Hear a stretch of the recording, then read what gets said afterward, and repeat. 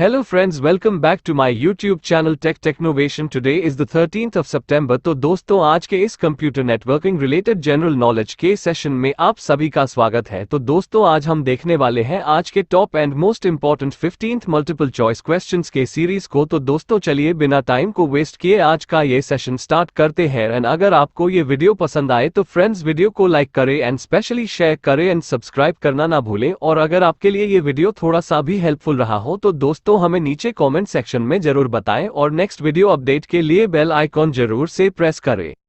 आपका first question है, Windows के लिए सॉकेट स्टाइल एपीआई को कहा जाता है। आपके ऑप्शंस है ए WSOC, बी WinSock, सी Wins, डी SOCV।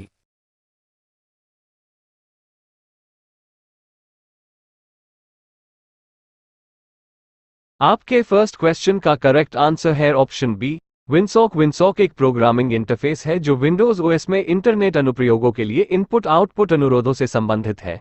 ये परिभाषित करता है कि विंडोज नेटवर्क सॉफ्टवेयर को नेटवर्क सेवाओं तक कैसे पहुंच प्राप्त करनी चाहिए।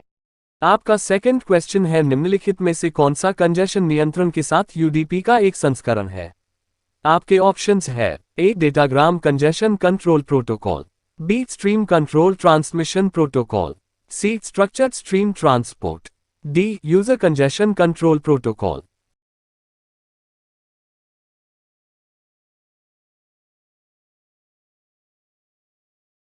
आपका सेकंड क्वेश्चन का करेक्ट आंसर है option A datagram congestion control protocol.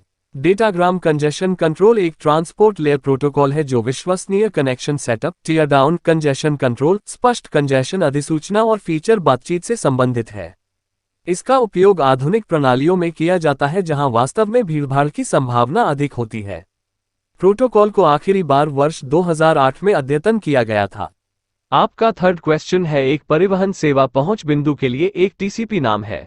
आपके ऑप्शंस है ए पोर्ट, बी पाइप, सी नोड, डी प्रोटोकॉल।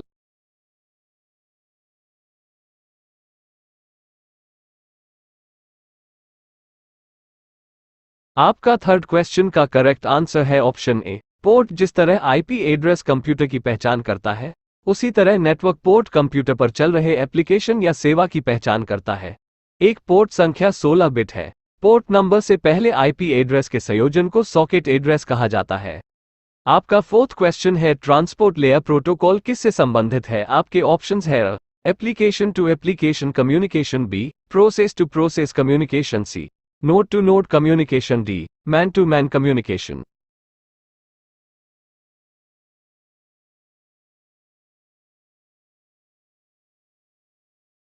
आपका फोर्थ क्वेश्चन का करेक्ट आंसर है option B process to process communication. Transport परत टीसीपी, आईपी मॉडल और OSI संदर्भ मॉडल में चौथी परत है। ये प्रक्रिया के बीच तार्किक संचार से संबंधित है।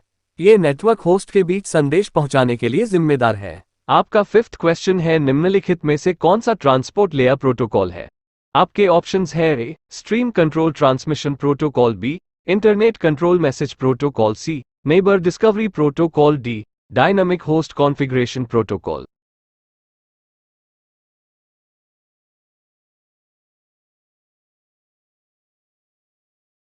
आपका फिफ्थ क्वेश्चन का करेक्ट आंसर है option A stream control transmission protocol. Stream control transmission protocol SCTP एक ट्रांसपोर्ट लेयर प्रोटोकॉल है जिसका उपयोग नेटवर्किंग सिस्टम में किया जाता है जहां डेटा की धाराओं को दो जुड़े नेटवर्क नोड्स के बीच लगातार प्रसारित किया जाना है।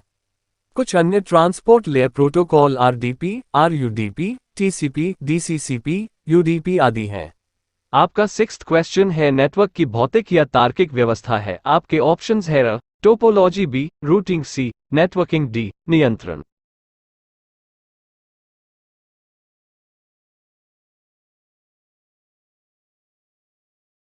आपका सिक्स्थ क्वेश्चन का करेक्ट आंसर है ऑप्शन ए टोपोलॉजी। नेटवर्क में टोपोलॉजी वह संरचना या पैटर्न है जिसमें नेटवर्क में प्रत्येक नोड जुड़ा होता है। नेटवर्किंग में कई टोपोलॉजी हैं जैसे बस, ट्री, रिंग, स्टार, मेश और हाइब्रिड टोपोलॉजी। कोई विशेष सर्वोत्तम टोपोलॉजी नहीं है और नेटवर्क के अनुप्रयोग के प्रकार के आधार पर एक उपयुक्त टोपोलॉजी का चयन किया जा सकता है। आपका सेवेंथ क्वेश्चन है, किस नेटवर्क टोपोलॉजी के लिए केंद्रीय नियंत्रक या हब की आवश्यकता होती है।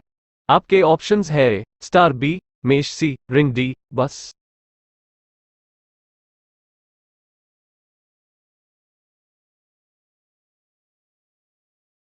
आपका 7th क्वेश्चन का करेक्ट आंसर है ऑप्शन ए। स्टार स्टार टोपोलॉजी में कोई भी कंप्यूटर सीधे दूसरे कंप्यूटर से नहीं जुड़ा होता है, बल्कि सभी कंप्यूटर एक सेंट्रल हब से जुड़े होते हैं। स्रोत कंप्यूटर से भेजा गया प्रत्येक संदेश हब के माध्यम से जाता है और हब फिर संदेश को केवल इच्छित गंतव्य कंप्यूटर तक अग्रेषित करता है। आपका 8th क्वेश्चन है, टोपोलॉजी के लिए मल्टी पॉइंट कनेक्शन की आवश्यकता होती है। आपके ऑप्शंस है ए स्टार, बी मेश, सी रिंग, डी बस।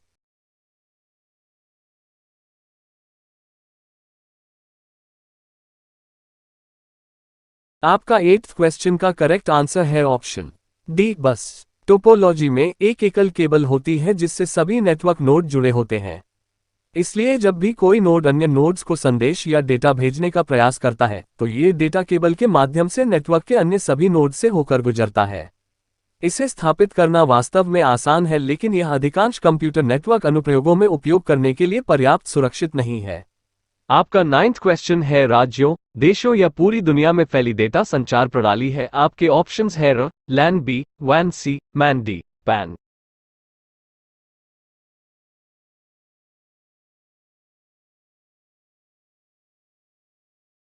आपका 9th क्वेश्चन का करेक्ट आंसर है option B, van. Van wide area network का संक्षिप्त रूप है। यह नेटवर्क एक बड़े भौगोलिक क्षेत्र तक फैला हुआ है। वैन का उपयोग शहरों, राज्यों या यहां तक कि देशों को जोड़ने के लिए किया जाता है। वैन बनाने के लिए वायरलेस कनेक्शन की आवश्यकता होती है। वैन का सबसे अच्छा उदाहरण इंटरनेट है। आपका 10th क्वेश्चन है, किसी भवन या परिसर के भीतर डेटा संचार प्रणाली है। आपके ऑप्शंस है र, लैन, बी, वैन, सी, मैन, डी, पैन।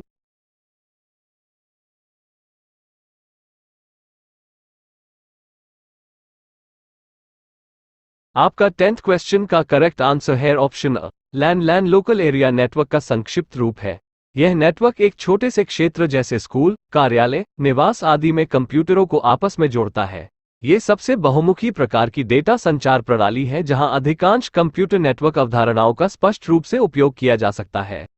आपका 11th क्वेश्चन है, वैन का अर्थ है। आपके ऑप्शंस है a, world area network, B, wide area network, C, web area network, D, web access network.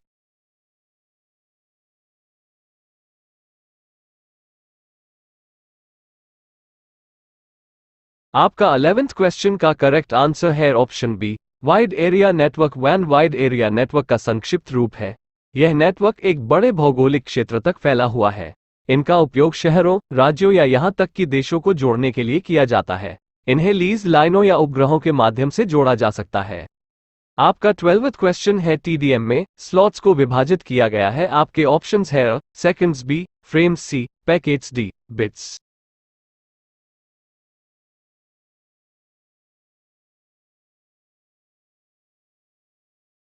आपका 12th क्वेश्चन का करेक्ट आंसर है option B, frames. TDM time division multiplexing का संक्षिप्त रूप है। ये कई निम्न दर चैनलों को एक उच्च दर चैनल में संयोजित करने की तकनीक है। एक निश्चित समय स्लॉट के लिए कई चैनल अधिकतम बैंडविड्थ का उपयोग कर सकते हैं।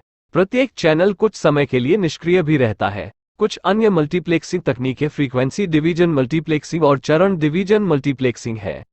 आपका 13th क्वेश्चन है, मल्टीप्लेक्सिंग तकनीक है जो प्रत्येक सिग्नल को एक अलग वाहक आवृत्ति पर स्थानांतरित कर देती है। आपके ऑप्शंस है ए, एफडीएम, बी, टीडीएम, सी, एफडीएम और टीडीएम दोनों, डी, पीडीएम।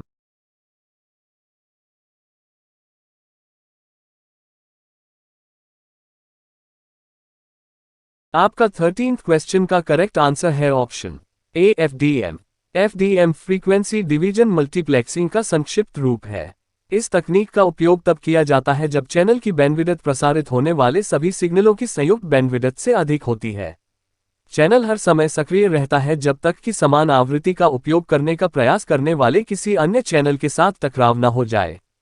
कुछ अन्य मल्टीप्लेक्सिंग तकनीकें टाइम डिवीजन मल्टीप्लेक्सिंग और चरण डिवीजन मल्टीप्लेक्सिंग हैं। आपका 14th क्वेश्चन है, एक माध्यम और उसके लिंक को दो या दो से अधिक उपकरणों द्वारा साझा करना कहलाता है। आपके ऑप्शंस है अ, पूर्ण डुप्लेक्सिंग, बी, मल्टीप्लेक्सिंग, सी, माइक्रोप्लेक्सिंग, डी, डुप्लेक्सिंग।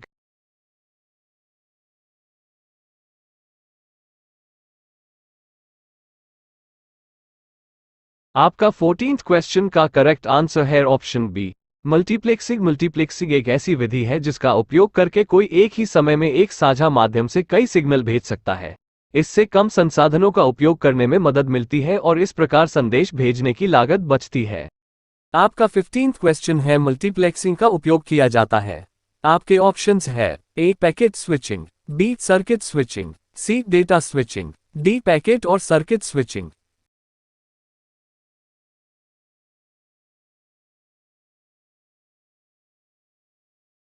आपका 15th क्वेश्चन का करेक्ट आंसर है option B circuit switching. Circuit switching एक स्विचिंग विधि है जिसके द्वारा कोई अंतिम बिंदुओं के बीच एक भौतिक पथ प्राप्त कर सकता है। सर्किट स्विचिंग विधि को कनेक्शन ओरिएंटेड नेटवर्क भी कहा जाता है। सर्किट स्विचिंग नेटवर्क बनाने के लिए दो नोड्स को भौतिक और तार्किक रूप से एक दूसरे से जुड़ा होना चाहिए।